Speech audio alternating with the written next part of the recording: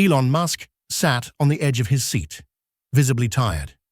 The interviewer leaned in, asking gently, "What moment broke you?" The room quieted. The world leaned closer. Elon looked down, fingers folding slowly. It wasn't a business failure or a media storm. It was the day I lost someone I couldn't replace. His voice cracked, not from weakness, but from memory. "My child," he whispered, "you don't recover from that. You learn to walk again with part of your heart missing." The audience didn't move. Even the cameras seemed to respect the silence. "Everything stopped making sense," he continued. "The logic, the systems, the obsession with fixing everything. None of it could fix that pain." "So what did you do?" the host asked gently. Elon blinked slowly. "I did the only thing left. I fell apart. And then I prayed." "Was that the first time?" The host's voice softened. Elon nodded. "First time I truly meant it. First time I wasn't trying to calculate anything, just survive. That moment wasn't scripted. It wasn't planned. It was holy, because pain made room for something sacred." "I didn't believe in God to escape the pain," Elon said. "I believed because he met me there." And in that confession, the room didn't applaud. It wept. Elon stayed behind after the interview. No cameras, no entourage. Just a man revisiting a memory that tore something open. And strangely, let something else in. "I never wanted to talk about it," he confessed to a friend, "but it's the only thing that ever taught me what real faith feels like." That night, he walked alone outside the studio. No destination, just air, stars, and the sound of breath he didn't know he was holding. "I used to be terrified of silence," he whispered. "Now, I think it's where God speaks clearest." He didn't seek a sermon. He sought something honest, and grief was more honest than anything else he had. "I wasn't praying for a miracle," Elon admitted. "I was praying for enough strength to breathe through another day." The pain wasn't solved, but it was seen. And in that seeing, something shifted. "I built rockets," he said, "but I couldn't build answers. Only God had those." The loss didn't destroy him. It dismantled him. And when the walls fell, faith found its way in. That faith wasn't clean or clear, but it was real, and that was enough. Elon visited a children's ward a few months later. He didn't tell anyone why. He just brought flowers, warm smiles, and unusually quiet eyes. One child asked, "Are you the spaceman?" Elon smiled. "Yeah, but I'm also a dad who misses his little one." The room paused. The child asked, "Do you pray?" Elon said, "More now than ever, especially when I don't understand things." A nurse later said, "He didn't come to inspire us. He came to heal." Elon gave each child a handwritten note. "You are brave. You are loved. And when it hurts, God is closest." That visit changed him again. "Being with them brought me closer to the one I lost," he said. He left the hospital different, heavier and lighter at the same time. Because grief doesn't leave. It becomes grace.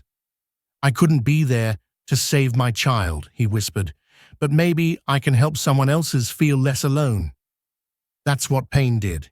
It didn't make him bitter. It made him build differently, with compassion now coded into every step. And from one father to many, Elon started praying, not just for healing, but for hope. The first prayer Elon ever meant was only 5 words. "Please help me get through." There was no church, no priest, no theology. Just tears, silence, and a whisper into the dark. "I didn't hear an answer," he said, "but I wasn't alone anymore." That was enough. He started journaling. Not plans, prayers. "God, hold what I can't. Breathe where I forget how." His prayer life didn't look holy. It looked desperate. And somehow, That was its beauty. Pain humbled me, he said. Prayer rebuilt me. Friends noticed the change. You're softer, one said. Elon replied, I had to be. Steel cracked. Spirit didn't. The God he once debated became the only presence he trusted. Prayer didn't give me answers, he told a reporter. It gave me peace in the middle of the question. And for a man who chased certainty, that peace became a miracle. Elon's faith didn't begin on a stage. It began in the quiet, far from applause, where only God could see the breakdown. Fame makes you feel invincible, he said, but grief makes you real. He stopped pretending, stopped performing, and in that raw honesty, the walls finally came down. Pain doesn't care who you are, he said, but prayer does. It meets you right where you fall. After the interview, emails poured in. Thousands of parents, thousands of stories, and in every one, a crack where light got in. Elon replied to as many as he could, not as an icon, as a fellow struggler. I don't have answers, he'd write, but I know what silence sounds like when it becomes sacred. His inbox became a chapel, a digital sanctuary where loss, faith, and humanity met. I share because someone else might be breaking today, he said, and maybe prayer will hold them too. And in the public pain, a private healing began to grow. Elon shared with a close friend, I used to fear the silence. Now I crave it. It's where I feel him. God? The friend asked. Elon nodded. Yes. Not like a booming voice, more like a breath I never noticed before. He started turning his phone off in the mornings, just to sit, just to listen. It's not mystical, he said. It's just presence, and that presence changes me. He began building silence into his schedule like it was oxygen. Stillness isn't the absence of action, he tweeted. It's the foundation of it. People reposted that quote millions of times because everyone's tired. Everyone needs a holy pause. Elon began speaking slower, not because he was unsure, but because he was honoring the sacred in words. Sometimes, he said, the most spiritual thing you can do is be quiet long enough to hear you're not alone. And in that silence, Elon found something no rocket ever reached: God. I didn't trust God to change things, Elon said. I trusted him to carry me through them. That shift saved him, because the pain didn't vanish, but the panic did. Peace isn't the absence of pain, he explained. It's presence stronger than the pain. He wrote a new prayer daily. Let me walk, even if limping. Let me hope, even if hurting. Faith isn't pretty, he laughed. Mine came with blood, tears, and more doubt than devotion. But that honest trust, fragile and real, became a new kind of strength. We talk about trusting God, Elon said, but I think we miss that he's been trusting us too, with our grief, our stories, our choices. Pain became his classroom, and prayer became the pen that rewrote him. He still missed his child every day, but now he missed them with hope, not just hurt. And that hope, born in sorrow, became the faith that carried him. Elon once said, I don't think healing means being the same again. It means building something new with what's left. And he started building differently. His teams noticed more grace in his decisions, more pauses in his process. Pain softened my edges, he said, and that softness made space for wisdom. He started mentoring differently, more listening, less lecturing. Because I know what it feels like to ache while smiling. Prayer wasn't just a habit. It became a design principle. Every project now asked, will this bring healing, not just progress? Because Elon knew brilliance could build rockets, but only faith could rebuild hearts. Even broken hands can build, he whispered. especially when they're lifted in prayer first. And from his brokenness, something holy began rising. Elon expected faith to fix his feelings. It didn't, but it gave him permission to feel again. "I didn't want comfort," he said. "I wanted someone to sit in the dark with me." And God did. He began seeing glimpses, sunlight through windows, laughter during hard days, a verse that echoed exactly what he needed. "These aren't accidents," he whispered. "They're kisses from heaven." He started writing them down. He called them proofs of presence. The list grew, moments of comfort, reminders he wasn't forgotten. Healing didn't arrive with lightning. It arrived with light.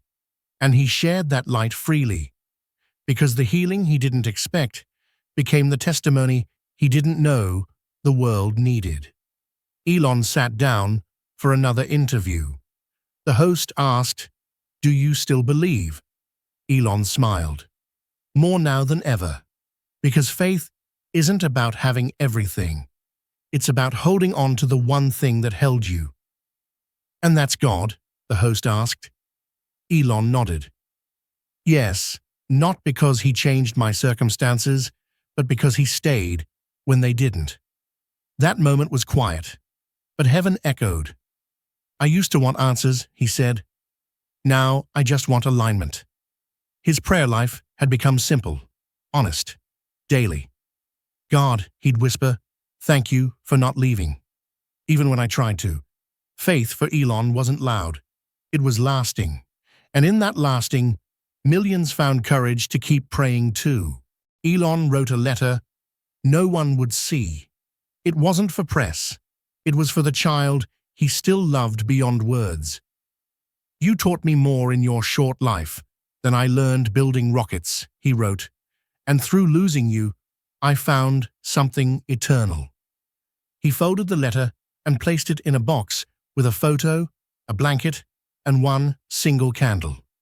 "This is my altar," he said quietly, "not to worship pain, but to honor what it produced in me."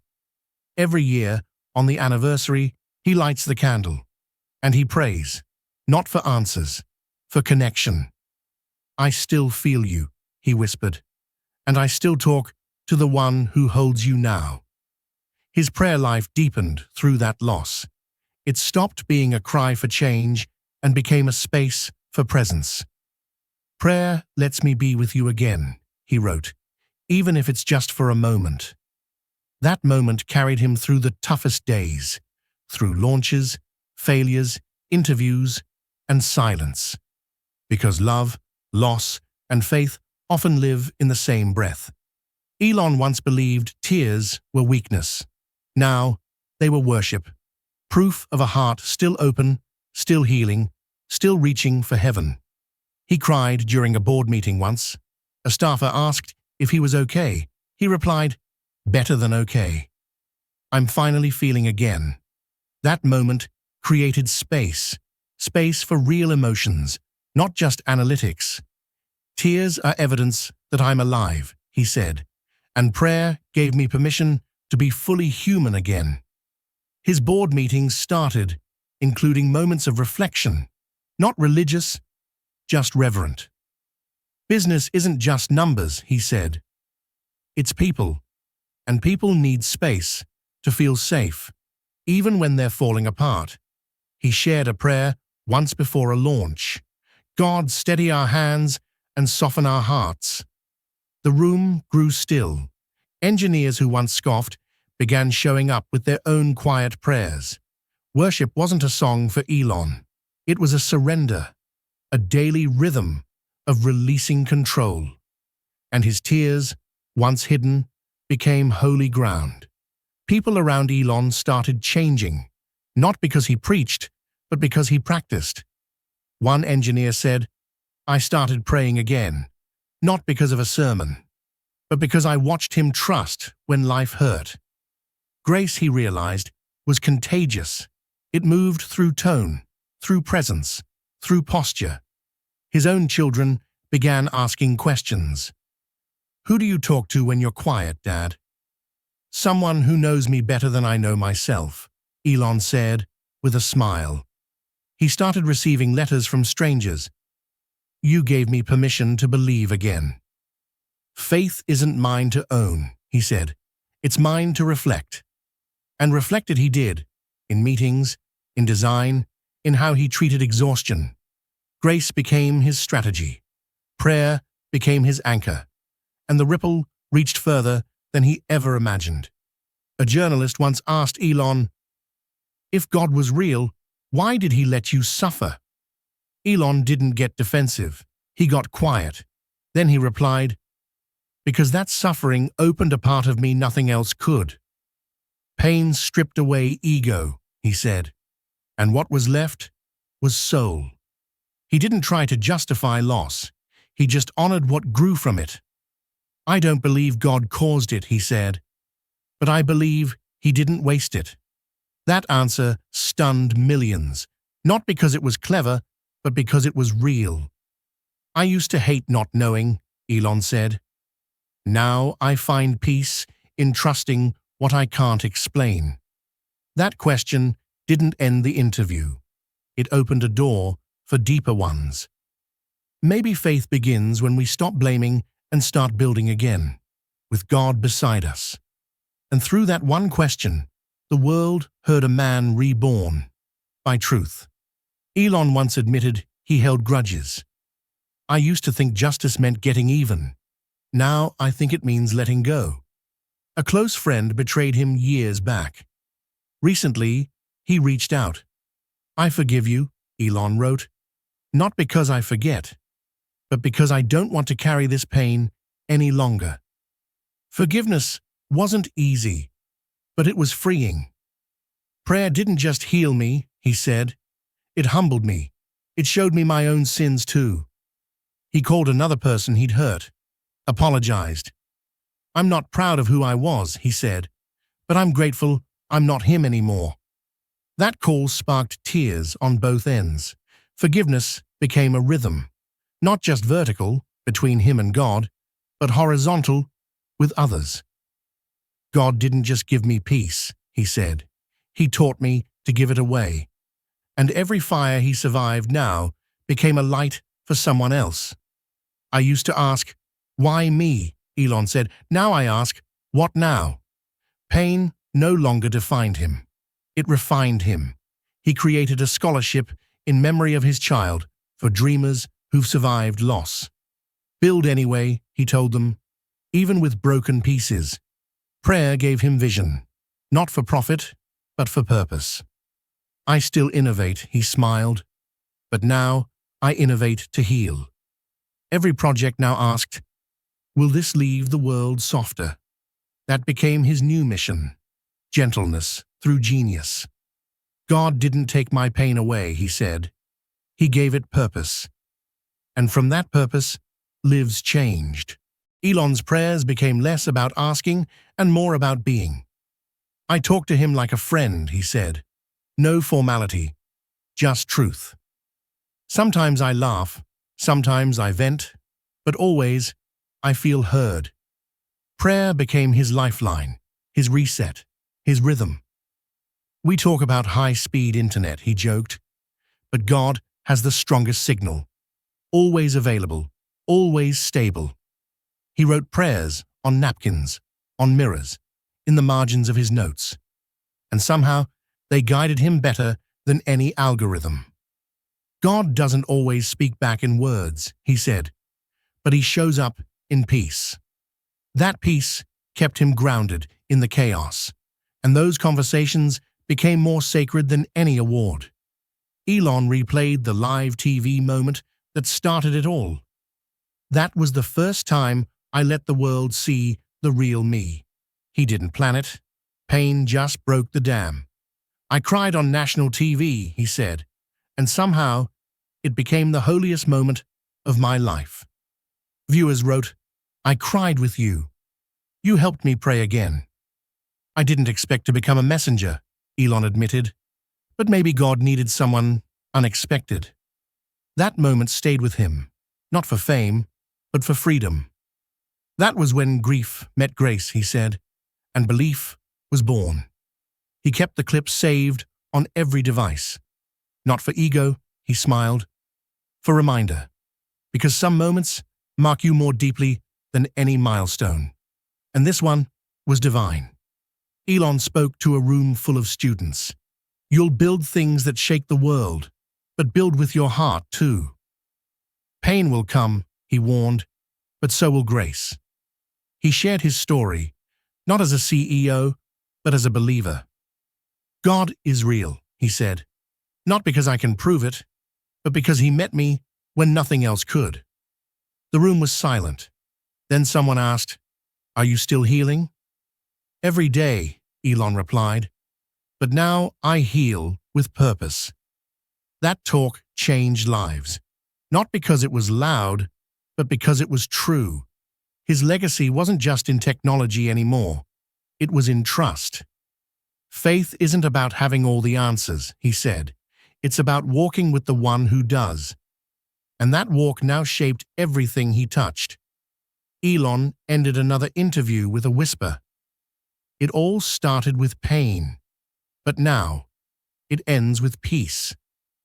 "Do you regret anything?" the host asked. "Only not trusting sooner," Elon said, but even that was part of the plan. He looked at the camera.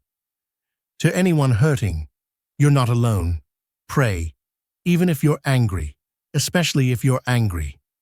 His voice cracked again, but this time it was hope speaking.